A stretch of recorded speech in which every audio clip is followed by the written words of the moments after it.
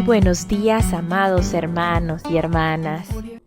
Hoy es un buen día, un día excelente para podernos exponer a la luz de la palabra de Dios. Salmo 119, 130 nos dice: la exposición de tus palabras alumbra y hace entender a los sencillos. Es una exposición en ambas vías, la palabra de Dios expuesta a nosotros, pero nosotros, nuestro corazón, expuesto a la palabra de Dios.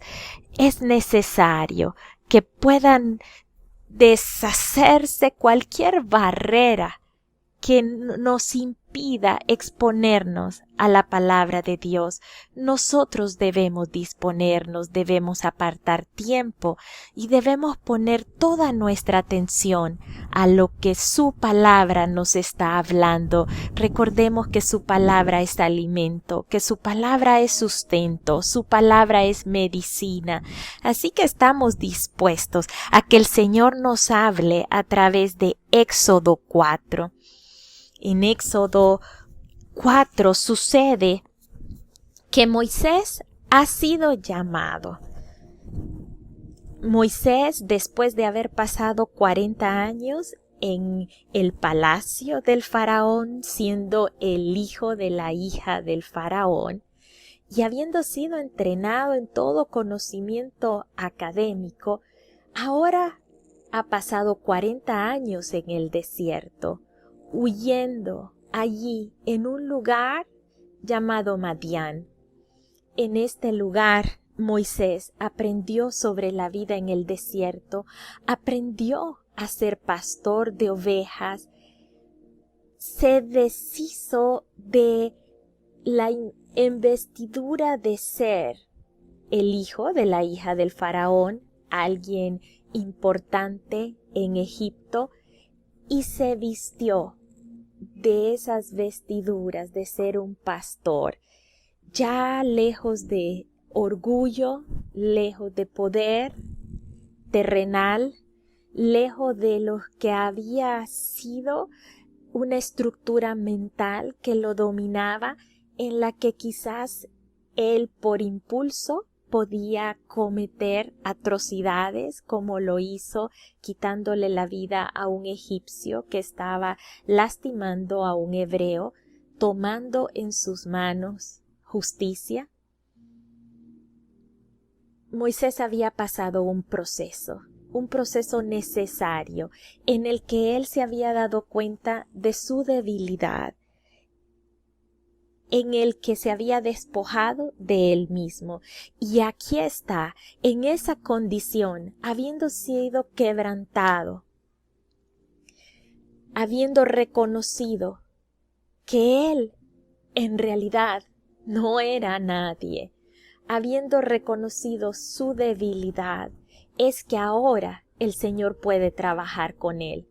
El Señor difícilmente trabajará con un corazón endurecido, con un corazón lleno de orgullo, de prepotencia y de soberbia. El Señor trabaja con corazones rotos, con corazones quebrantados, en donde Él viene y transforma todo aquello que se había convertido en nuestro Señor o en nuestros ídolos.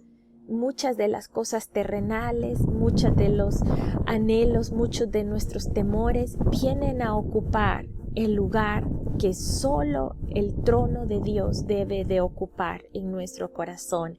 Así que Moisés está listo. 40 años en el desierto, 40 años sintiéndose en una tierra como extranjero. Y aquí está. Moisés es llamado por el Señor a través del ángel de Jehová en una llama de fuego en medio de una zarza ardiente.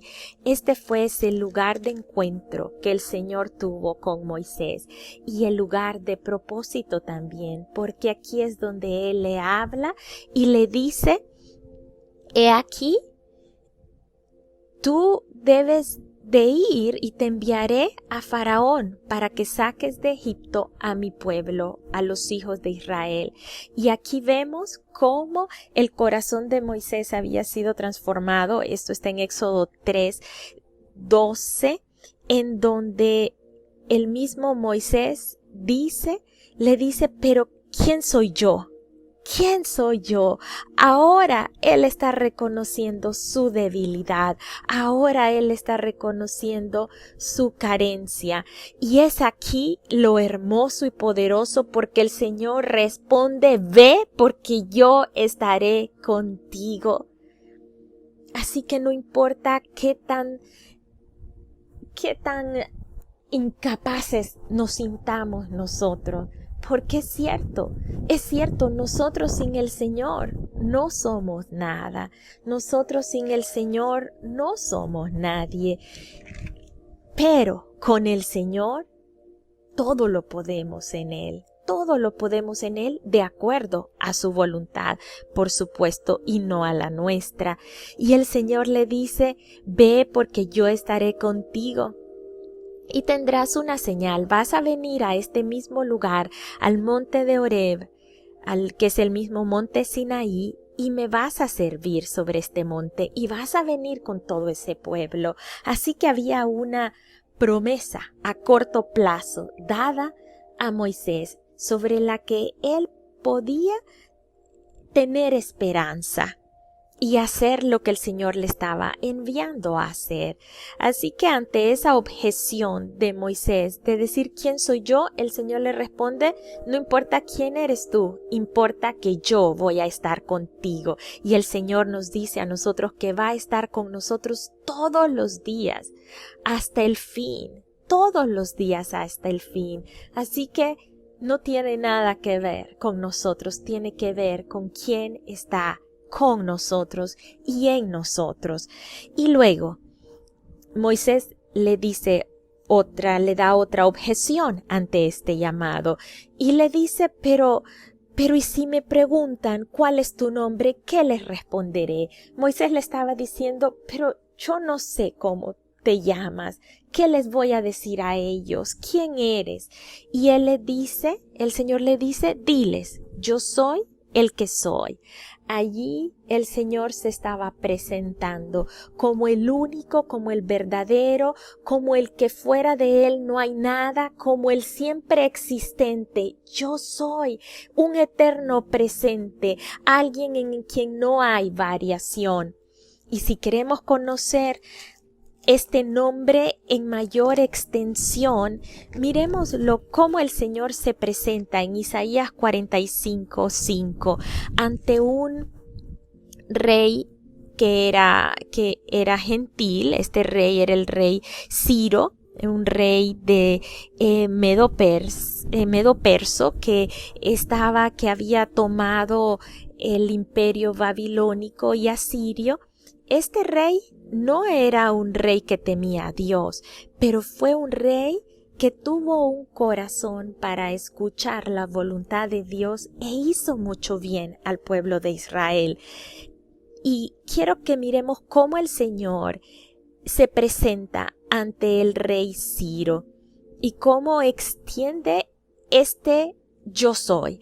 Le dice Isaías 45:5, yo soy Jehová y ninguno más hay, no hay Dios fuera de mí, yo te ceñiré, aunque tú no me conociste, para que se sepa desde el nacimiento del sol hasta donde se pone que no hay más que yo Jehová y ninguno más que yo, que formo la luz y creo las tinieblas, que hago la paz y creo la adversidad. Yo Jehová soy el que hago todo esto. Yo no sé si a ustedes les llena el conocer quién es nuestro Dios. Este es nuestro Dios, el gran yo soy. Quien fuera de Él no hay nada, no existe nada valioso fuera de Él. Este es nuestro Dios, este es el Dios que hizo el llamado a Moisés. Luego, en Éxodo 4, Moisés presenta la tercera objeción, que es con la que inicia Éxodo 4:1, y le dice: ay, Señor, no me van a creer. Y van a pensar los mismos israelitas: a ti no te ha aparecido Jehová. Pero el Señor tiene una respuesta a esto también, y le dice: no te preocupes, tienes señales en tus manos. En tus manos tienes señales que dan evidencia de mí. Y le manda a ver sus manos. ¿Qué tienes en tus manos? Y le dice: pues una vara. Esa vara era la que él había utilizado en estos 40 años como pastor de ovejas en un desierto.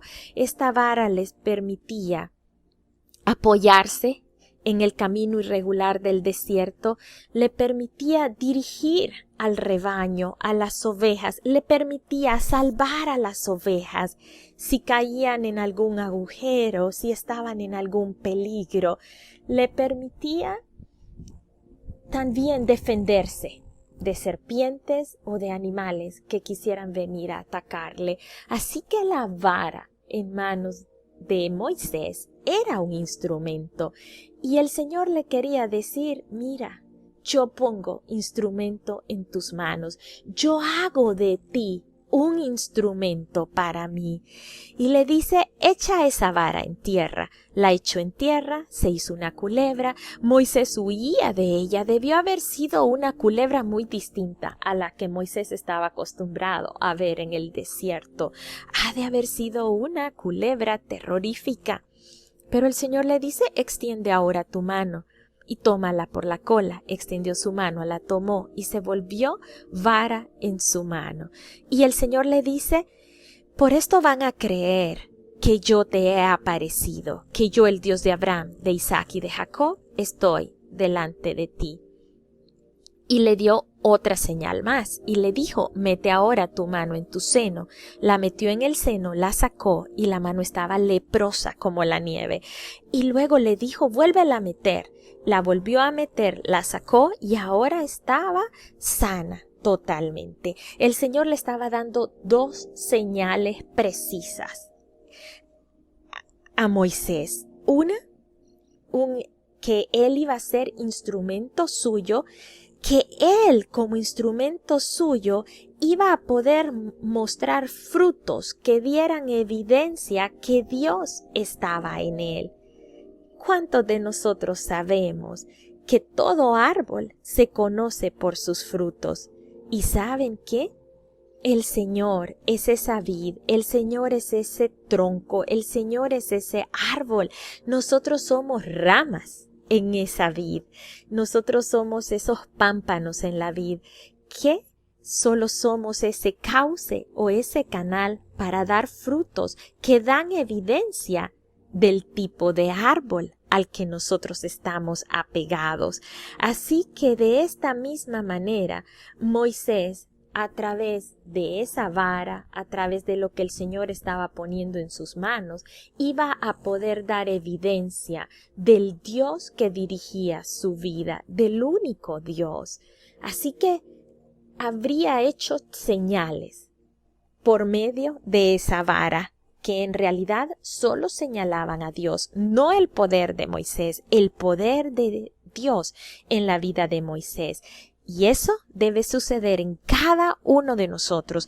Hay frutos que nosotros debemos dar, hay obras que debemos hacer, que son el resultado de estar pegados a la vid, como una rama que no se suelta del árbol, sino que produce un fruto abundante.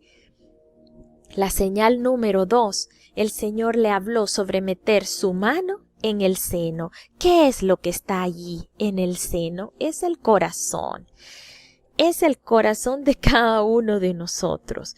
El hombre bueno, del buen tesoro de su corazón, saca lo bueno, nos dice Lucas 6:45. Y el hombre malo, del mal tesoro de su corazón, saca lo malo. La mano actúa en base a las motivaciones del corazón, a lo que el corazón está enviando a hacer a las manos. Así que lo que el Señor le está diciendo aquí es que habrán señales que serán confirmadas, pero que sobre toda cosa guardada, que guarde su corazón, que los motivos por los cuales haga cada una de las señales sean para dar evidencia de él. Proverbios 4:23 dice, sobre toda cosa guardada, guarda tu corazón, porque de él mana la vida. Cada uno de nosotros debemos de guardar nuestro corazón de todo, de ofensas, de malos pensamientos, de resentimientos, de todo aquello que pueda venir a entenebrecer la luz de Cristo resplandeciendo en nuestros corazones. Las motivaciones por las que hacemos todo deben ser las motivaciones correctas. Así que el Señor le estaba diciendo a Moisés, no te preocupes, habrán señales suficientes, habrá evidencia suficiente para que mi pueblo, para que el pueblo de Israel crea que yo te he hablado a ti y que yo te he enviado a ti. Y le da una tercera señal y le dice, tomarás agua del río en el caso que no crean a la primera ni a la segunda señal, y derramarás en tierra y se cambiarán aquellas aguas que tomarás del río y se harán sangre en la tierra. Así que ya esta objeción había sido respondida por el Señor, pero aún así Moisés tenía otra objeción más y le dice Moisés a Jehová, ay Señor, pero yo nunca he sido hombre de fácil palabra, ni antes ni desde que tú hablas a tu siervo, porque yo soy tardo en habla y torpe de lengua. Le está diciendo, yo no soy capaz, Dios, yo no puedo hablar, yo no hablo de manera elocuente, las personas no van a prestarme atención.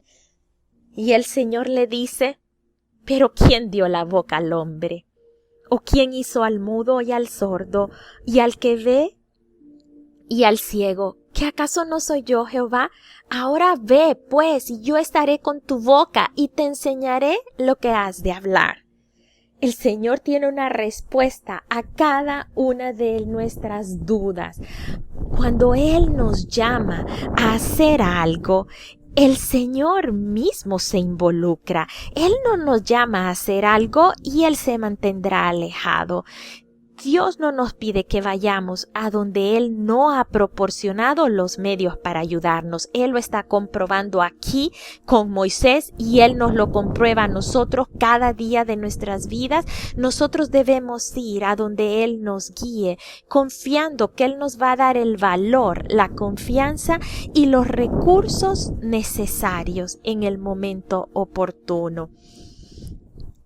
Así que parece que Moisés ya no tiene otra objeción más, sin embargo, hay una más. Y es la quinta objeción y le dice, ay Señor, envía tu ruego por medio del que debes enviar. Él está diciendo que no hay alguien que puedas enviar aparte de mí, alguien como un portavoz, como un soporte a mí. Y aquí sí. El Señor se molesta y dice que se enoja contra Moisés.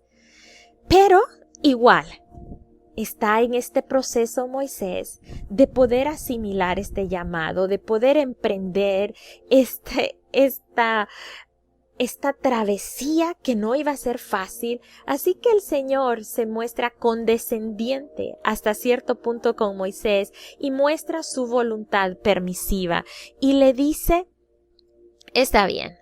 ¿Qué acaso no conozco yo a tu hermano Aarón, de la tribu de Levita, que él habla bien?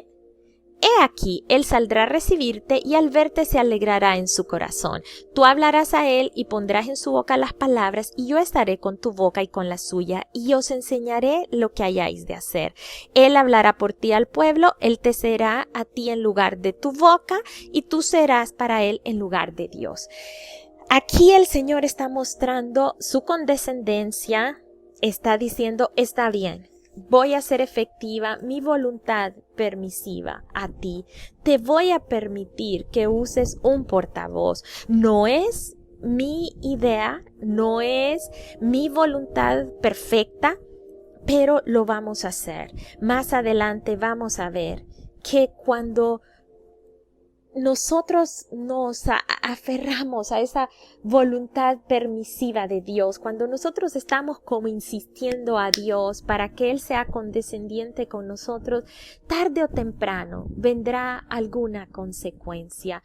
Y lo vamos a ver más adelante cuál fue la consecuencia de haber utilizado a Aarón como portavoz. El Señor le estaba diciendo a Moisés ya, yo te voy a usar a ti, yo te voy a dar las palabras, yo voy a poner las palabras, el tono de voz, la rapidez para que no te trabes, yo te voy a equipar.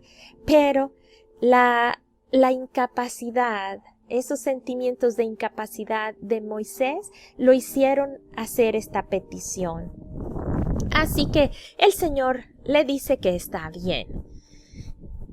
Y estaba bien reconocer la condición de debilidad de Moisés, pero también nosotros debemos estar atentos a reconocer las capacidades que llegamos a tener cuando Dios está con nosotros. Segunda de Corintios 3, 5 al 8 nos habla acerca de ser competentes en el Señor. Y es que saben, nosotros no somos competentes por nosotros mismos, definitivamente que no lo somos, pero cuando Él nos equipa y cuando Él nos dice que hagamos algo, Él sí nos equipa y no tenemos que dudar, porque ya no nos basamos en nuestra debilidad, sino en la fuerza de Él. Dice segunda de Corintios 2:5, no que seamos competentes por nosotros mismos para pensar algo como de nosotros mismos, sino que nuestra competencia proviene de Dios, el cual asimismo nos hizo ministros competentes de un nuevo pacto, no de letra, sino del Espíritu, porque la letra mata, mas el Espíritu vivifica. En Él somos competentes. Y bueno, el Señor accedió, así que Moisés está listo para retornar a Egipto. No le quedan más objeciones que presentar a Dios y va donde su suegro Jetro le dice, quiero regresar, voy a regresar a ver a mis hermanos que están en Egipto. Jetro le bendice y le dice, está bien, ve y vuelve a Egipto. Moisés no le presenta todo el plan ni lo que ha sucedido a su suegro Jetro, pero el suegro le bendice en su plan, en el plan de regresar, y dice que él tomó a su mujer y sus hijos y los puso sobre un asno y se dispuso para volver a Egipto. Dios le advierte a Moisés y le dice, cuando llegues a Egipto, debes hacer todas las maravillas que he puesto en tus manos, todo lo que yo he delegado, muéstralo, da evidencia de mí, que se dé a conocer que yo soy Dios y que yo estoy deseando que mi pueblo salga de allí. Pero te advierto, el corazón del faraón será endurecido. Él aquí nos dice, yo endureceré su corazón, de modo que no dejará ir al pueblo. Y nosotros podemos pensar, pero qué injusto es esto. ¿Cómo es que Dios va a endurecer el corazón del faraón y él mismo lo va a juzgar por ese corazón duro? ¿Cómo puede ser esto? Pero lo que sucede es que Dios conoce todo. Dios conoce el futuro, Dios conoce las decisiones que vamos a tomar. Dios ya conocía el corazón del faraón y por mucho que él haya hablado a este corazón, él sabía que el faraón jamás iba a acceder y jamás iba a ceder a la voluntad de Dios. Así que lo que el Señor hace nada más es que da a conocer esa dureza en el corazón del faraón que ya está allí. Es evidente que el faraón es un hombre malvado, perverso y cruel, y lo único que Dios hace es que simplemente permite que ese corazón se ponga en evidencia de esa dureza. Hasta cierto punto podría pensarse que intensifica el matiz de dureza para que sea más claro a la vista de los demás, a la vista de los egipcios, a la vista de los israelitas y de todos los pueblos que han de conocer sobre este hecho y a la vista de cada uno de nosotros, de cómo el poder de Dios viene a manifestarse en contra de todo lo que se opone a ello. Y esto daba lugar a que la gloria de Dios fuera más evidente. Aún y cuando el faraón en este tiempo era el rey, el faraón más poderoso sobre la tierra, pero no hay mayor poder que el de nuestro Dios, y esto lo vamos a ver en los capítulos más adelante. Así que esto no detiene a Moisés, sabe que el faraón será endurecido su corazón, pero sigue adelante. Y aquí hay un pasaje que puede causar muchas dudas y preguntas en cada uno de nosotros. Hay un pasaje que pareciese extraño en que Moisés va en camino a cumplir la voluntad de Dios, pero en ese camino dice que en una posada Dios le sale al encuentro y quiso matarlo. Y usted puede pensar, y yo puedo pensar porque sí lo he hecho, ¿por qué Dios quiso matar a Moisés? ¿Qué pasa? ¿Qué hizo de malo? ¿Qué acaso no estás respondiendo al llamado de Dios? Y claro, sí lo está haciendo. Pero sucede algo. Moisés, parte del pueblo de Israel, debía tener una marca, una señal, la señal del pacto que Dios había hecho con Abraham. Esta señal nosotros la pudimos estudiar en el libro de Génesis y Génesis 17, en donde habla del pacto de Dios con Abraham, en donde el mismo Señor le instruyó a que circuncidara, a que quitara la carne, el prepucio de su pene, para que fuera un símbolo de no depender de su carne, sino de depender totalmente del Señor y de tener esta marca de ser apartados para el Señor, una señal de pacto, una señal de comunión, una señal de pertenencia al Señor. Y había sido dada la instrucción que todo israelita debía de ser circuncidado. Y quizás Moisés era circuncidado, ya que había nacido en una familia hebrea. Y recuerden que fue hasta los 3 meses que él fue puesto en la canasta en el río. Posiblemente él sí era circuncidado, pero por alguna razón sus hijos sus hijos no lo eran. Y en este momento el Señor estaba demandando de parte de Moisés obediencia. Él estaba haciendo saber a Moisés que si él iba a ir a exponer la voluntad de Dios ante su pueblo, la voluntad de Dios en la vida de él, la voluntad de Dios en la vida de su familia, tenía que ser establecida.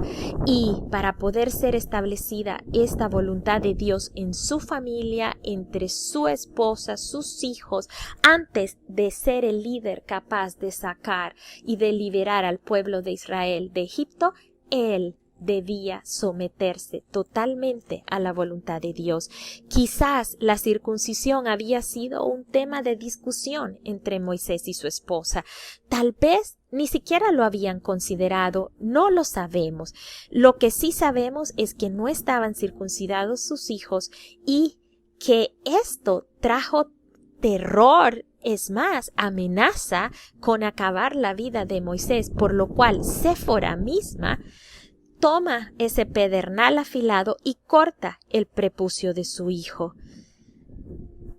el quien ya debió haber sido un muchacho ya grandecito, a quien tuvo que haber percibido un gran dolor en este momento, pero esto era una muestra de fe, una muestra de sumisión, era una evidencia de fe que Séfora estaba dando al ver amenazada la vida de su esposo. Quizás ella antes se había resistido, quizás Moisés había dejado pasar por alto esto, pero esta situación provoca la intervención de Dios antes que Moisés fuera hecho ese gran líder de su pueblo, y le hace ver la seriedad de obedecerle, le hace saber que peor que enfrentar a un terrible y temible faraón, peor que eso es desobedecer a la voluntad de Dios. Así que le era mejor obedecer, estar en esa posición íntegra delante del Señor, dentro de ese pacto de redención por medio de la sangre. Séfora hace este acto de fe, dice que tira corta el prepucio de su hijo y lo echa a sus pies, diciendo: a la verdad, tú me eres un esposo de sangre. Hay muchas personas que piensan que Séfora estaba como molesta, que Séfora estaba como cargada con esto y que tiró el prepucio a los pies de Moisés. Sinceramente, yo no pienso eso. Pienso que lo que está sucediendo cuando ella le dice esposo de sangre a causa de la circuncisión, lo que está sucediendo es que Séfora, al tirar el prepucio a los pies, dice: sí, me someto a ese pacto de sangre, me someto a ese pacto que el Señor hizo con el pueblo de Israel, aunque Séfora no fuese israelita, pero no fuese hebrea, ella era descendiente de Abraham, porque los madianitas eran los hijos, provenían de un hijo de Abraham y Cetura, la última esposa de Abraham. Pero, claro, el pueblo escogido era el pueblo hebreo, y de alguna manera aquí está Séfora diciendo: está bien, yo soy parte de un pacto que es mi matrimonio contigo, pero este matrimonio contigo me lleva a un pacto aún mayor, me lleva a estar dentro del pueblo de Israel. Es cierto, el Señor había hablado al pueblo de Israel que no debían de tomar esposas de otros pueblos, ya que esto iba a provocar que se inclinaran a las costumbres de los otros pueblos, pero el Señor hizo excepciones, y nosotros vemos que algunas de las excepciones que el Señor hizo fue: José tuvo una esposa egipcia, Asenat se llamaba, Boaz, que era hijo de una ramera de Jericó. Rahab también fue aceptada dentro del pueblo de Israel porque ellas estuvieron dispuestas a acatar los mandamientos y las órdenes del Señor y a aceptar al Dios de Israel como su único Dios. De Boaz se casó luego con Ruth, que vino a ser la bisabuela de David, y ella era moabita. Ella venía de otro pueblo, de un pueblo donde habían muchos ídolos, pero como se sometieron al Señor, fueron parte de este pueblo. Lo mismo está sucediendo con Séfora. Séfora en este momento es una evidencia y una expresión de decir, a través de este pacto, decir de mi matrimonio, de someterme a las ordenanzas del Señor, yo formo parte también de este otro pacto, del pacto de la circuncisión. Me parece que esta es una señal de rendición a lo que el Señor ha establecido, y que ella con su familia servirán al Señor. Mi familia y yo serviremos al Señor. Así lo dijo Josué, así lo dijo el carcelero de Filipos, dijo: mi casa y yo serviremos al Señor. Y de esta manera Séfora lo está expresando aquí. Sin embargo, Séfora no sigue el viaje, ella se regresa, porque vemos que cuando Moisés entra a Egipto, ya no entra con su familia, con Séfora y sus hijos, sino que se encuentra con Aarón y sus hermanos y el pueblo de Israel, por supuesto. Más adelante, ya en la travesía por el desierto, es que Jetro el suegro de Moisés trae a Séfora de nuevo a un encuentro con su esposo y a seguir ese viaje hacia la tierra prometida. Así que son muchas las enseñanzas que encontramos en Éxodo 4.